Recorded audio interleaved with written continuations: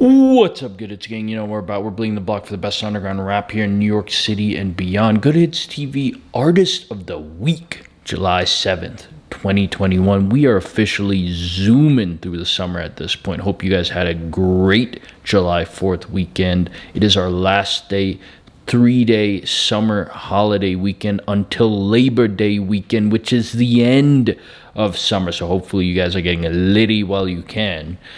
So I was a bit lost on who deserved Artist of the Week this past week. That was until I re-listened to the irresistibly catchy song Sean M. from Mr. Pasto Flocco. I just feel like Queens deserves more love in the New York rap conversation. Hashtag QGTM. Pasto Flocco, real name as Tevin Tapper, aka Tevin Trapper, is a rapper from New York who, along with his friend Lil Tecca, he grew up in Far Rockaway, New York, aka Far Rock, and was an intensely focused AAU-ranked basketball player who, despite being eyed by athletic recruiters, chose to pursue his true passion, music, which is good for us. And by the way, this athlete-turned-rapper thing seems to be a trend. Eli Frost, Maury Briscoe, and many others have followed the same path, opting out of basketball and instead picking up the mic. At only 17, I think he might now be 18 years old, Flocco has racked up over about 200,000 monthly listeners on Spotify. Sheesh! And released a steady stream of visuals to accompany his music.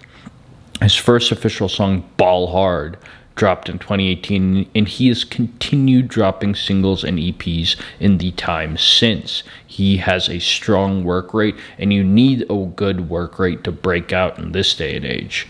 His full-length project, Dreams to Reality, was released in 2020 and features popular tracks like Sean M., Catch Up, and No Hook. The 13-song LP is setting Flocco up for big success in the future, and he's released a number of projects since.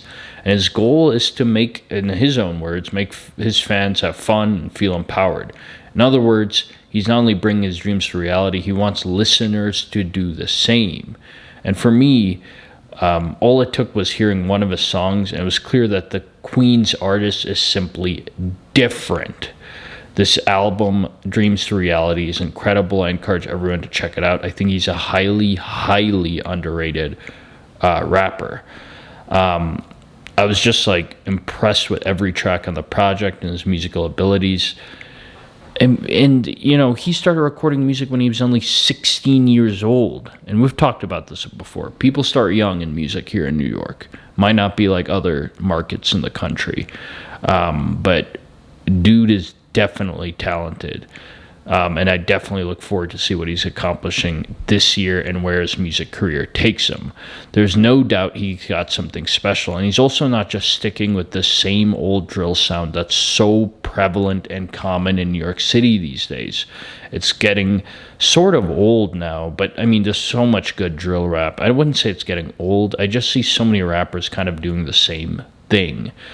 But Pasto Flocco is different. He truly caters to a diverse audience. I mean, he'll collaborate with drill giants like 22Gs and more underground, quote-unquote, SoundCloud-type New York City-based rappers like PPG Casper or Casper and his rap collective Surf Gang, which, by the way, in the SoundCloud underground world, these collectives are essentially sort of like what sets are with respect to drill music, except, to be honest, it's minus the violence, which is kind of dope. It's just like dudes helping their boys be stars in music.